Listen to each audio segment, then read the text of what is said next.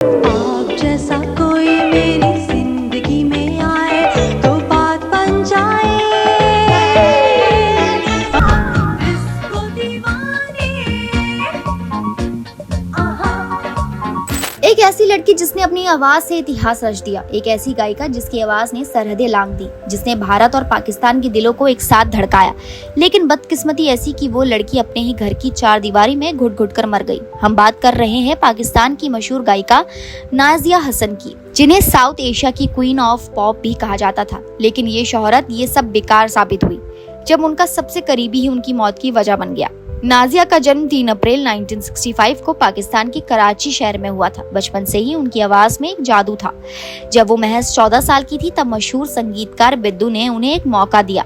Film कुर्बानी का गाना आप जैसा कोई मेरी जिंदगी में आए जैसे ही रिलीज हुआ, पूरा हिंदुस्तान झूम उठा। ये गाना इतना हिट हुआ कि रातों रात नाजिया हसन का नाम हर घर में गूंजने लगा। सोचिए, एक 14 साल की लड़की जिसने ना बॉलीवुड में कदम रखा, ना किसी बड़े म्यूजिक लेबल से जुड़ी थी, सिर्फ अपनी आवाज के दम पर फिल्म फेयर अवार्ड जीत गई। और यही नहीं, वो आज भी सबसे कम उम्र की फिल्म फेयर विजेता मानी जाती है। लेकिन ये तो बस शुरुआत थी। इसके बाद उनका एल्बम आया डिस्को दीवाने, जिसे उन्होंने अपने भाई जोहेब हसन के साथ मिलकर बनाया था। ये एल्बम इतिहास बन गया। Pakistan, Bharat, UK, US, West Indies, Middle East, हर जगह इस एल्बम ने धूम मचा दी।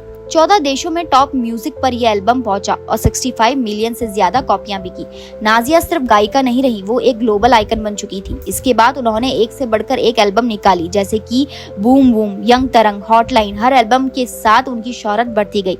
बूम बूम ने युवाओं में नई ऊर्जा भर दी। यंग तरंग में पहली बार पाकिस्तान में म्यूजिक वीडियो का कॉन्सेप्ट लाया गया। और फिर हॉटलाइन और कैमरा कैमरा जैसी एल्बमों ने भी उस दौर के टॉप म्यूजिक को नई दिशा दी। उस दौर में जब लड़कियों के लिए सिंगिंग एक पेशा नहीं बल्कि शर्म की बात मानी जाती थी, नाजिया ने सारी धारणाएं तोड़ डाली थी। लेकिन नाजिया सिर्फ म्यूजिक तक सीमित नहीं रही, उन्होंने पढ़ाई में भी कमाल किया। लंदन की रिचमंड यूनिवर्सिटी से बिजनेस एडमिनिस्ट्रेशन और लॉ की पढ़ाई की। यूनाइटेड नेशन में काम किया, यूनिसेफ की यूथ एम्बेसडर बनी और ड्रग्स के खिलाफ एक आंदोलन शुरू किया। उन्होंने यूएन की बैटल अगेंस्ट नारकोटिक्स जैसे कई प्रोजेक्ट्स में हिस्सा लिया। लोग उन्हें सिर्फ एक सिंगर नहीं बल्कि एक समझदार, संवेदनशील और समाज सेवी शख्सियत के रूप में जानने लगे। लेकिन जब बात आई उनके निजी जीवन की तो वहाँ किस्मत ने उनका साथ नहीं। 1995 में उन्होंने कारोबारी मिर्जा इश्तियाक बाइक से शादी की। शुरुआत में सब कुछ ठीक था, लेकिन जल्द ही रिश्ते में दरार पड़नी शुरू हो गई। नाजिया को एहसास हुआ कि इश्तियाक का प्यार सिर्फ दिखावा था। उनका व्यवहार बदल गया। नाजिया को मानसिक और भावनात्मक तौर पर प्रताड़ित किया जाने लगा। यहाँ तक कि बीमारी के वक्त भी उनके पति ने उनकी मदद करने के बजाय उन्हें नजरअंदाज करना शुरू कर दिया। नाजिया को लंग कैंसर था, लेकिन उनके परिवार वालों का दावा है कि कैंसर से भी बड़ी तकलीफ उन्हें उनके पति से थी, उनके पति की क्रूरता से थी। उनकी माँ और भाई जोहेब का कहना है कि इश्तियाक ने नाजिया को धीरे धीरे जहर देना शुरू कर दिया था। नाजिया ने खुद ब्रिटेन की अदालत में दिए गए बयान में लिखा है कि उन्हें शक है कि उनके पति ने ही उन्हें नुकसान पहुंचाने की कोशिश की है। उन्होंने ये भी कहा कि उनके खाने पीने की चीजों में जहर मिलाया गया। इस केस की जांच स्कॉटलैंड यार्ड ने भी की, लेकिन मेडिकल रिपोर्ट्स में ये साबित नहीं हो सका कि उन्हें जानबूझकर जहर दिया गया। रिपोर्ट्स में लिखा गया कि उनकी मौत का कारण बना फेफड़ों में खून का थक्का बन जाना। हालांकि ये भी कहा गया कि शरीर में एक ऐसे तत्व थे जो सामान्य नहीं थे। इसके बावजूद इश्तियाक के खिलाफ कोई ठोस कानून कार्रवाई नहीं हो पाई। इधर जोहेब हसन ने खुलकर मीडिया में अपने जीजा पर आरोप लगाए, तो उधर इश्तियाक ने उन पर 1 बिलियन रुपए की मानहानि का केस कर दिया। उन्होंने कहा कि जोहेब को अपनी बहन की शादी कभी मंजूर नहीं थी और इसलिए वो जानबूझकर ऐसा कर रहे हैं। उन्होंने ये भी दावा किया कि नाजिया की मौत का कारण सिर्फ बीमारी थी, न कि किसी तरह की साजिश। लेकिन हकीकत क्या थी, ये नाजिया अपने साथ ले गई। उनकी मौत 13 अगस्त 2000 को लंदन के एक हॉस्पिटल सेंटर में हुई। वो सिर्फ 35 साल की थी। शादी के कुछ ही महीने बाद उन्होंने तलाक ले लिया था, लेकिन शरीर और मन पर जो जख्म पड़े वो शायद बहुत गहरे थे। मौत से एक दिन पहले उनकी माँ उनके पास बैठी थी, उनकी हथेली थामे हुए, और फिर अगली ही सुबह वो चली गई।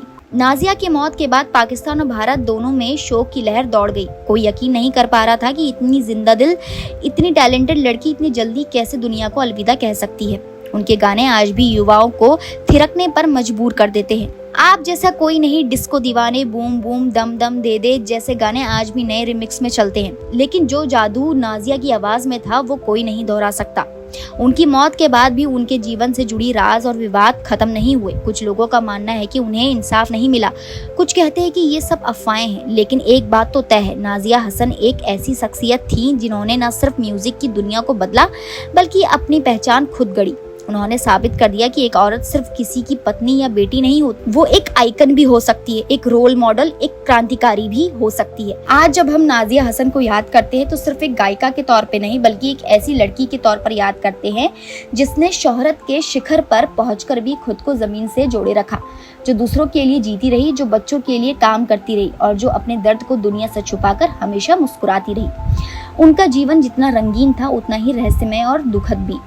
नाजिया की कहानी हमें ये सिखाती है कि कितना भी शोहरत हो, कितना भी पैसा हो, अगर निजी जिंदगी में प्यार, सम्मान और समर्थन ना मिले तो सब कुछ अधूरा लगता है। उन्होंने अपनी आखिरी वक्त तक अपने बेटे के लिए, अपने परिवार के लिए जिया। उन्होंने कभी हार नहीं मानी, लेकिन जब शरीर ने जवाब दे दिया तब भी उन्होंने एक बार नहीं कहा कि वो कमजोर हैं।